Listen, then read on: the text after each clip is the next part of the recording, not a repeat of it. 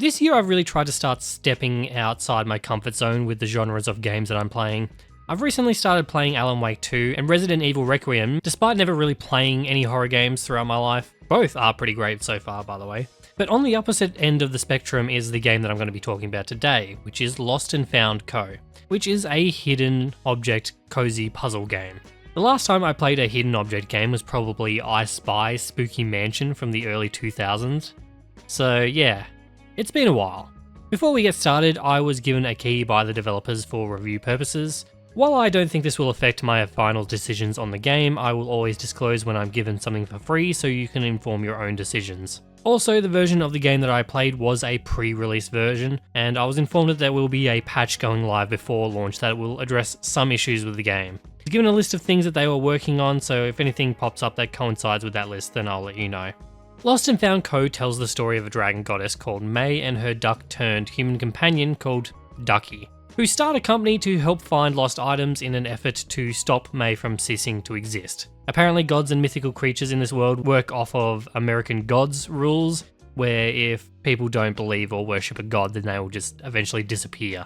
The story of Lost and Found Co. is passable. It's a very by-the-books cozy game type of story, most of which is told through either chat box dialogue or these comic-style cutscenes, all of which have good or decent presentation, but some of the chat box-based story and dialogue did have some very strange grammar. I would count maybe a handful, maybe up to 10 instances where there are grammatical errors or just some weird verbiage and stuff.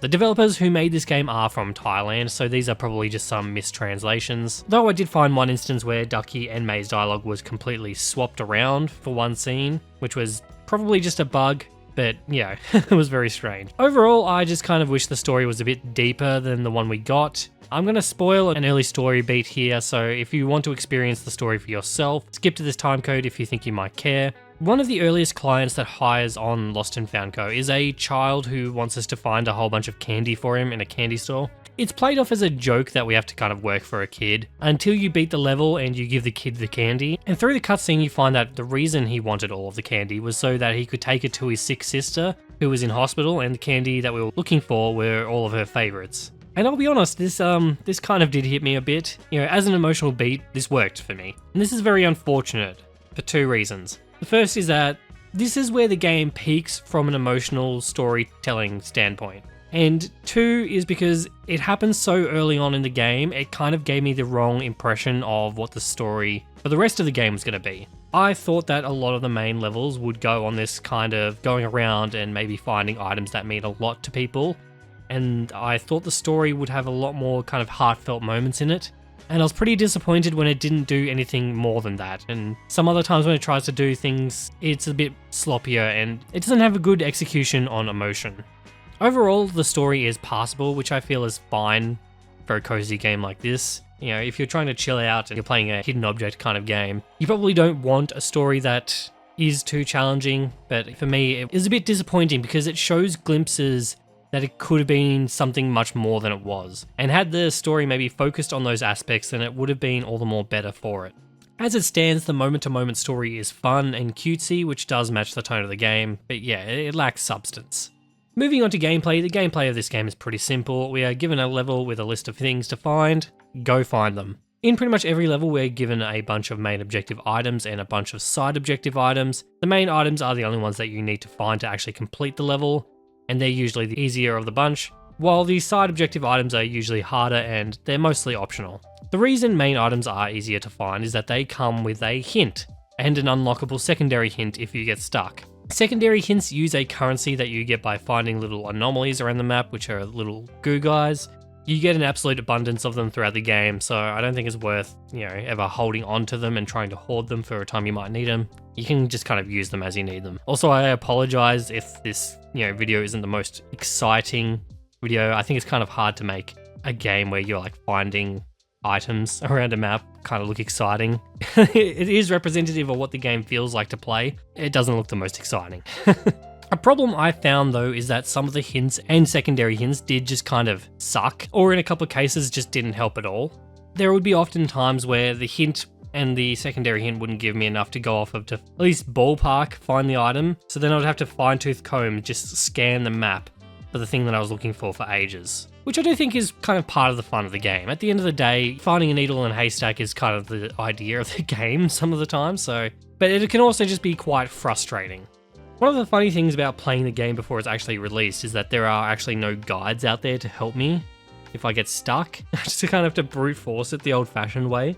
When I started the game, I was trying to go for full completion of every map, but as the game went on and got much harder, I started to drop doing, most of the side objectives. Because it does actually get legitimately hard, and then sometimes it feels like straight up BS, but the side objectives are usually more about finding multiple of the same object or solving some puzzle on the map.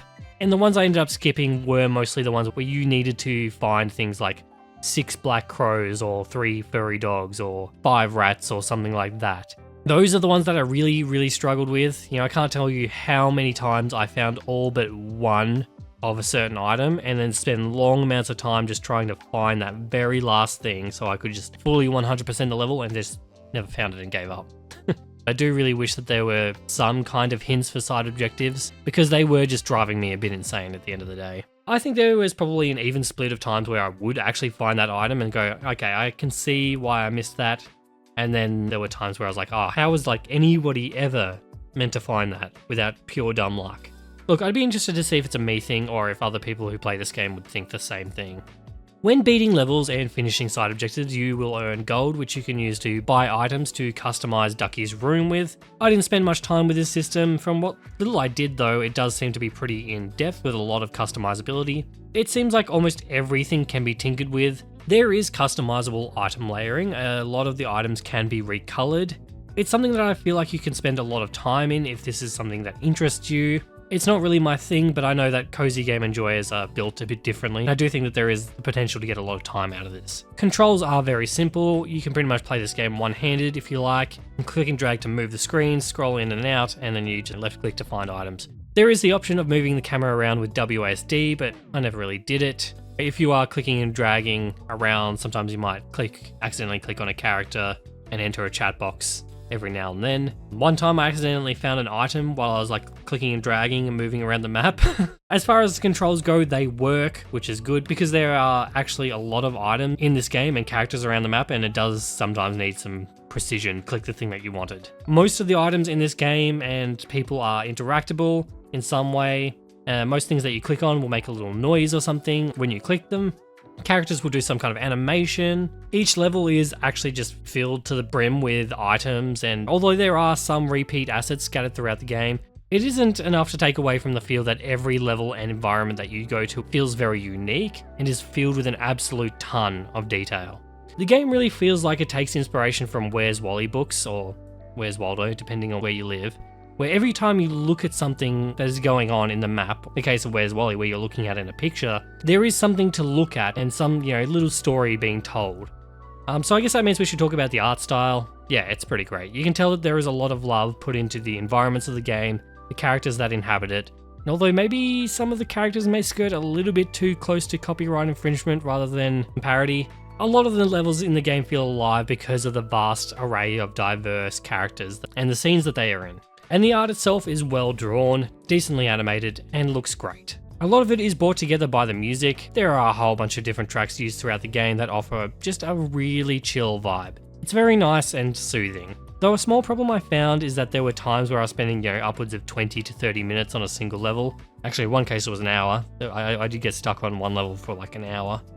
And as you might imagine, a single music track can't really sustain being played over and over for that amount of time. So yeah, level tracks can get repetitive, especially when you're spending a lot of time on a single level, especially later in the game. Moving on to performance, this game ran pretty well for the most part, 144 FPS, 1440p, pretty consistently throughout the entire game. I would get some FPS drops if I ever scrolled out to maximum distance on some of the much larger levels, which, due to how much individual animation is going on, not too big of a deal. There were some small instances of complete FPS drops when completing certain objectives, and I did experience one full game crash in my time playing, which happened at the end of the level right before I was about to exit, but the game just saved all my progress, so again, it wasn't really that big of a deal. As for other bugs that I encountered, there were a couple of instances of the music completely cutting out in certain levels, though it would just come back if there was another little sub area you could enter and exit back out, or just reloading the level would also fix it.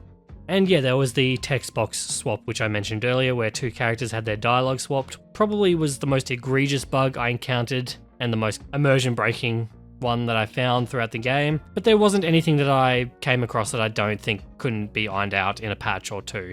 And some of it probably will be ironed out by the time the game comes out. So this game is not yet rated for Steam Deck, but I did decide to give it a shot anyway. I would not recommend it. It technically works. The deck has no problem running the game itself, but the controls weren't fully implemented. So I kind of did need to use the touchscreen to actually find the objects, which sounds good in theory, but when a lot of the objects in the game are really small, it's hard to get much precision on your fingers. A stylus would probably do the trick, but for now I wouldn't recommend trying this on Steam Deck until full controller support is enabled. Controller support is one of the things that wasn't available in my version of the game, but is supposedly being worked on. I'm not totally sure if the developers will have it ready for launch or not. I will check it out when the game goes live, and I'll pin a comment below if it is available or not, and I'll reevaluate with the Steam Deck as well. Lost and Found Co will be launching on March 6th at $17.99 USD, which will put the game somewhere roughly near $24 Australian. The main story took me just under 10 hours to beat. There were quite a few extra side content levels that I didn't do, and there is the room decoration stuff which I barely touched, so I would say there is enough extra content to last, I'd estimate maybe 15 to 20 hours of total game time if you want 100% everything. At the end of the day, I do think I would recommend this game. I enjoyed my time with Lost and Found Co, but I don't think I'll be rushing out of my way to go play any more search and find games. What I will say is that I do think that there is an immense amount of quality on display here. The music, the art, and animation are all well above what I expected from a game like this. The story definitely needed a bit of work, but at the least it gets the feel-good, cozy vibe down. I would have liked a bit more substance, but it's okay. If you are into cozy games, or if you're into hidden object games, then I think you will probably like this. If you're not, yeah, look, I don't think this is going to sway you. I can't speak for the quality for other games in this genre, but I definitely feel like there was a lot of love put into it, and you can see that on the screen wherever you look in this game. And that's it. So thank you so much for watching. If you liked the video, then please leave it a like, and subscribe if you're new to the channel. Many thanks to my YouTube members for the continued support. I appreciate it. And that's all. So I will see you all next time.